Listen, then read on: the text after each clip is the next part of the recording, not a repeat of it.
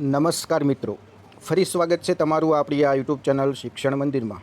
તો મિત્રો, આજના વિડીયોમાં આપણે મુખ્યત્વે જોઈએ તો આટલા મુદ્દા વિશે થોડીક આપણે ચર્ચા કરવાના છીએ. તો વાત કરીએ તો 6 થી 8ની વિદ્યા સહાયકની ભરતી હવે પાકી. શા માટે કચ્છ ભરતીનો બીજો રાઉન્ડ માત્ર 2 દિવસમાં જ જિલ્લા પસંદગી કરવાની પસંદગી આપી? 6 થી 8ની ભરતી જે અટકેલી છે તો એના હવે શ્રી ગણેશ ક્યાં સુધીમાં થશે? કમિટીએ કે સમિતિએ જે કાંઈ રિપોર્ટ બનાવ્યો છે તો એ રિપોર્ટ હવે સોંપવામાં આવ્યો છે. હવે આ રિપોર્ટ પછી 6 થી 8નું ઘણા બધા ઉમેદવારોને મનમાં પ્રશ્ન હશે કે પીએમએલ આવશે કે એફએમએલ આવશે. તો દરેક મિત્રો, આજના વિડીયોમાં આપણે આ મુદ્દાઓની ચર્ચા કરવાના છીએ, એટલે વિડીયો પૂરો જોજો, જેથી કરીને જે કાંઈ મનમાં શંકા હોય તો મિત્રો એ શંકાનું આ વિડીયો પછી સમાધાન થશે મિત્રો, એટલે વિડીયો પૂરો જોજો. તો સૌપ્રથમ તો આપણે મિત્રો જે કચ્છ વિદ્યા સહાયક 1 થી 5ની ભરતી ચાલે છે તો એનો જોઈએ તો કાલે બીજો રાઉન્ડ પડી ગયો છે. તો એના વિશે થોડીક આપણે ચર્ચા કરીએ, પછી 6 થી 8ની જે કાંઈ માહિતી હોય મિત્રો એ આપણે તમને આપીએ, એટલે વિડીયો પૂરો જોજો. તો મિત્રો, કાલે કચ્છ જિલ્લા વિદ્યા સહાયક સ્પેશિયલ ભરતીને જોઈએ તો બીજો તબક્કો ધોરણ 1 થી 5નો પડી ગયો છે. તો કાલે 30/8/2025ના રોજ 18 કલાકથી જે ઉમેદવારો આ મેરિટને લાયક હશે, એટલે કે જિલ્લા પસંદગી કરવા માટે લાયક હશે, તો એ ઉમેદવારોએ વેબસાઇટમાં જઈને પોતાનો કોલ લેટર મેળવી લેવાનો છે. તો આ અંગે જોઈએ તો જે રીતના સરકાર દ્વારા મેરિટ નંબર 1થી લઈને 3000 સુધીના જે ઉમેદવારો સમાવેશ થયેલો, તો એ ઉમેદવારોને પ્રથમ રાઉન્ડમાં એમને બોલાવેલા. હવે બીજા રાઉન્ડમાં જોઈએ તો 3000થી વધારે, એટલે કે જેટલા ઉમેદવારો ફોર્મ ભર્યા હતા અને જે ઉમેદવારો જિલ્લા પસંદગી માટે લાયક છે, કેટેગરીમાં જગ્યા છે, જેમને જનરલ કેટેગરીને ક્રાઇટેરિયા પ્રમાણે તે ફોલો કરે છે, તો એવા ઉમેદવારોને બોલાવેલા છે. તો સૌપ્રથમ તો આપણે વાત કરીએ તો કે કેટલી જગ્યાઓ બાકી છે. તો આપણે ઓપનની વાત કરીએ તો 1128, એસસીમાં તો કે એક પણ જગ્યા નથી, એસટીમાં તો 195 જગ્યા છે, એસસીબીસીમાં તો પણ એક જગ્યા નથી, ઈડબ્લ્યુએસની વાત કરીએ તો 236. આમ કુલ એકંદરે જોઈએ તો હજુ પ્રથમ રાઉન્ડના અંતે 1559 જગ્યાઓ બાકી છે મિત્રો. તો હવે કેટલા ઉમેદવારો બાકી છે કઈ કેટેગરીમાં? તો ઓપનની વાત કરીએ તો 22 ઉમેદવારો હજુ બાકી છે. એસસીમાં જોઈએ તો 730 ઉમેદવારો હજુ પણ પ્રથમ રાઉન્ડના અંતે બાકી છે, પરંતુ તેમની જગ્યા કેટલી છે? તો કે 0 જગ્યા છે. એસટીની વાત કરીએ તો હજુ પણ 280 ઉમેદવારો બીજા રાઉન્ડમાં તેમનો સમાવેશ કરાયો છે, અને એસબીસીમાં જોઈએ તો એક પણ જગ્યા નથી. તેમ છતાં બીજા રાઉન્ડ માટે જોઈએ તો 1661 ઉમેદવારો હજુ પણ બાકી છે. અને ઈડબ્લ્યુએસની વાત કરીએ મિત્રો તો 236 જગ્યા સામે 142 ઉમેદવારો હજુ પણ બાકી છે. એટલે આમ જોઈએ તો કુલ બીજા રાઉન્ડમાં પણ જોઈએ તો 2835 ઉમેદવારો હજુ પણ બાકી છે મિત્રો. તો આમાં એસસી અને એસસીબીસી આ બે ઉમેદવારોને બાદ કરીએ તો પણ ઉમેદવારો હજુ બીજા રાઉન્ડમાં જોવા મળે છે.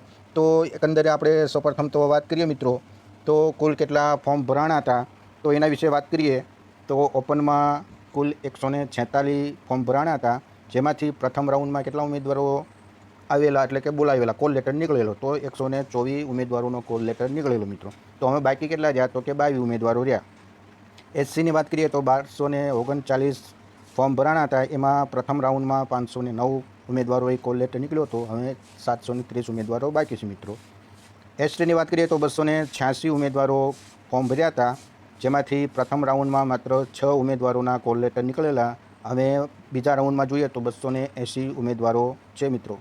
એસસીબીસીમાં જોઈએ તો 3639 ઉમેદવારોએ ફોર્મ ભરેલા કેટેગરીમાં, જેમાંથી પ્રથમ રાઉન્ડમાં જોઈએ તો 1978 ઉમેદવારોએ કોલ લેટર નીકળેલા. હવે એમાં જોઈએ બીજા રાઉન્ડમાં તો કે 1661 જગ્યા જે કે ઉમેદવારો બીજા રાઉન્ડમાં પણ છે મિત્રો. ઈડબ્લ્યુએસની વાત કરીએ તો 525 ફોર્મ ભરેલા ઉમેદવારોએ, જેમાંથી 383 ઉમેદવારોના કોલ લેટર પ્રથમ રાઉન્ડમાં નીકળેલા. હવે બીજા રાઉન્ડમાં જોઈએ તો 142 ઉમેદવારો છે મિત્રો. આમ એકંદરે જોઈએ તો 5835 આજુબાજુ કુલ ફોર્મ ભરાણેલા, જેમાંથી વાત કરીએ તો પ્રથમ રાઉન્ડમાં આ તમામ કેટેગરીમાં 3000 સુધી ઉમેદવારો કોલ લેટર નીકળેલા. તો હવે કેટલા ઉમેદવારો બીજા રાઉન્ડમાં છે? તો કે 2835 ઉમેદવારો છે. એટલે આમ જોઈએ તો એસસી અને એસસીબીસીના ઉમેદવારો 0 જગ્યા હોવાને કારણે તો એ ઉમેદવારો જનરલ ક્રાઇટેરિયા પ્રમાણે તેમનો સમાવેશ થતો નથી, તો એવા ઉમેદવારોને કોલ લેટર આપવામાં આવ્યા નથી એવી ખાસ સૂચના મિત્રો આ વિડીયોમાં તમે જોઈ શકો છો. એટલે કે સૂચના જે બીજો રાઉન્ડ આવ્યો એમાં પણ આપી છે. તો હવે જિલ્લા પસંદગીની વાત કરીએ મિત્રો, તો 2 સપ્ટેમ્બર અને 3 સપ્ટેમ્બર આ 2 દિવસ માત્ર આ ઉમેદવારો જે લાયક છે તો એ ઉમેદવારોને જિલ્લા પસંદગી માટે બોલાવેલા છે. તો એમાં આપણે ખાસ વાત કરીએ તો કહેવામાં આવ્યું છે કે જે કેટેગરીની જગ્યા પૂરી થઈ ગઈ હોય અને એ કેટેગરીના ઉમેદવારો બિન અનામતમાં તેમનો સમાવેશ થઈ શકતો નથી, તો એવા ઉમેદવારોને કોલ લેટર આપવામાં આવેલા નથી. એટલે ખાસ એસસી અને ઓબીસીના ઉમેદવારોને ખાસ જણાવવામાં આવ્યું છે કે તમારી કેટેગરીમાં જગ્યા શૂન્ય થઈ ગઈ છે અને તમે જનરલ ક્રાઇટેરિયા મુજબ તમે સમાવેશ થતો નથી, તો તમારા કોલ લેટર ભલે તમે અન્ય કેટેગરી કરતાં સારું મેરિટ ધરાવતા હોય તો પણ તમારા કોલ લેટર નીકળશે નહીં મિત્રો. તો આવું સ્પષ્ટપણે જણાવવામાં આવ્યું છે. એટલે જે ઉમેદવારો એસસી હોય કે એસસીબીસી હોય તો એ ઉમેદવારો તમારા જનરલ કેટેગરીમાં તમે ફોલો કરતા નથી તો તમારું કોલ લેટર નીકળશે નહીં. એટલે આવા ઉમેદવારો જો વેબસાઇટમાં જઈને કોલ લેટર નીકાળવા માટે જો પ્રયત્ન કરશે તો એમને એક સૂચના જણાવવામાં આવે છે. તો તમે વિડીયોમાં જોઈ શકો છો કે જેમાં સ્પષ્ટપણે કહેવામાં આવ્યું છે કે એસસી અને એસસીબીસીની જગ્યા ના હોવાથી તમે કોલ લેટર તમારો નીકળશે નહીં એવી સ્પષ્ટ સૂચના આપવામાં આવી છે. એટલે દરેક મિત્રોએ આ અંગે ખાસ ધ્યાન દોરવું. તો આ રીતનો જોઈએ તો કાલે બીજો કોલ લેટર એટલે કે બીજો રાઉન્ડ જાહેર થયો છે. તો ઘણા બધા મિત્રોને એવો પણ પ્રશ્ન મનમાં થતો કે પહેલો રાઉન્ડમાં જો આટલો સમય લીધો હોય તો બીજા રાઉન્ડમાં પણ કેટલો સમય જશે, જેથી કરીને પાછળની જે ઘણી ભરતીઓ અટકેલી છે તો એ ભરતી ક્યારે શરૂ થશે. એટલે મિત્રો આમાં સ્પષ્ટપણે તમે જોઈ શકો છો કે માત્ર 2 જ દિવસ આ કચ્છ ભરતી બીજા રાઉન્ડમાં ઉમેદવારોને ફાળવ્યા છે. એનું કારણ છે કે એસટી, જનરલ કે ઈડબ્લ્યુસી આ ઉમેદવારોમાં ઓછા ઉમેદવારો જિલ્લા પસંદગી કરવાના છે અને તોય છેલ્લે અંતે 1300 આજુબાજુ જગ્યાઓ તો જનરલની ખાલી જ રહેવાની છે મિત્રો. તો આ ખાસ કાલે જે રાઉન્ડ જાહેર થયો છે તો એ દરેક મિત્રોએ આ સૂચનાઓ જરૂરથી વાંચી લેવી અને પોતાનો કોલ લેટર જો નીકળતો હોય તો કાઢી લેવો મિત્રો. 2 અને 3 સપ્ટેમ્બરે અચૂક તમારે ત્યાં જવાનું થશે મિત્રો. એટલે દરેક મિત્રોએ આ અંગે ખાસ ધ્યાન દોરવું. તો હવે મિત્રો આપણે 6 થી 8ની અટકેલી ભરતીના શ્રી ગણેશ ક્યાં સુધીમાં થશે તો એના વિશે વાત કરીએ. તો દરેક મિત્રોને 6 થી 8ના ઉમેદવારોને એક પ્રશ્ન હતો કે જે રીતના આપણે સોશિયલ મીડિયામાં એવી ચર્ચા કે વાત મળેલી કે 1લી તારીખ અથવા તો 5 સપ્ટેમ્બર પછી 6 થી 8ની ભરતી શરૂ થશે મિત્રો. તો ઘણા ઉમેદવારોને પણ પ્રશ્ન હતો કે કચ્છ ભરતીનો બીજો રાઉન્ડ પડશે તો એની પણ જિલ્લા પસંદગી લાંબી પ્રોસેસ ચાલશે તો આ ભરતી બહુ લેટ થશે. તો મિત્રો જે રીતના કાલે બીજો રાઉન્ડ થયો તો એમાં કોઈ કટ ઓફ માર્ક જાહેર કરેલું નથી. જે ઉમેદવારો પોતાની કેટેગરીમાં જગ્યા નથી અને જનરલ કેટેગરીને ફોલો કરતા નથી તો એવા ઉમેદવારોને તેમણે કોલ લેટર આપેલા નથી, જેથી કરીને ઓછા ટાઈમમાં આ જિલ્લા પસંદગી કચ્છ ભરતી પણ પૂરી થાય અને આગળની જે કાંઈ ભરતી અટકી છે તો એની પ્રોસેસ પણ સમયસર શરૂ થઈ જાય તો એવી આપણને માહિતી મળે છે મિત્રો. એટલે આમ જોઈએ તો 6 થી 8ના ઉમેદવારો માટે આ સારી બાબત કહેવાય કે માત્ર 2 દિવસમાં આ કચ્છ ભરતીની પ્રોસેસ પૂરી થશે, જેથી કરીને આગળની હવે 6 થી 8ની અટકેલી ભરતી શરૂ થશે મિત્રો. તો હવે આપણને મળતી માહિતી મુજબ જોઈએ તો જે રીતના કમિટી રચાણી અને ઉમેદવારોને તારીખ પછી તારીખ પ્રમાણે ઉમેદવારોને રૂબરૂ બોલાવેલા અને તેમનું પણ માહિતી મેળવેલી. તો હવે એવી વાત મળે છે કે કમિટીએ પોતાનો રિપોર્ટ રહ્યો એ ભરતી બોર્ડને સોંપી દીધો છે. એટલે આમ જોઈએ તો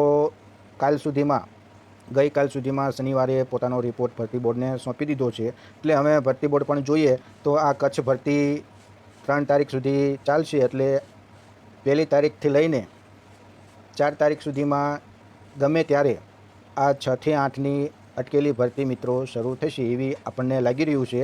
એટલે હવે રિપોર્ટમાં ડિગ્રીવાળા ઉમેદવારોની ડિગ્રી માન્ય રાખી છે કે નથી રાખી એ બાબત કોઈ પણ વ્યક્તિ પાસે આપણને જાણવા મળતી નથી અને હાલ કોઈ વ્યક્તિ પણ એ બાબતે તમને કહેશે નહીં કે ખરેખર PML આવશે કે FML આવશે, તો ડિગ્રી ગણી છે કે નથી ગણી, તો એનું કોઈ મિત્રો કહેવાય ને કે બંધ મુઠ્ઠી છે.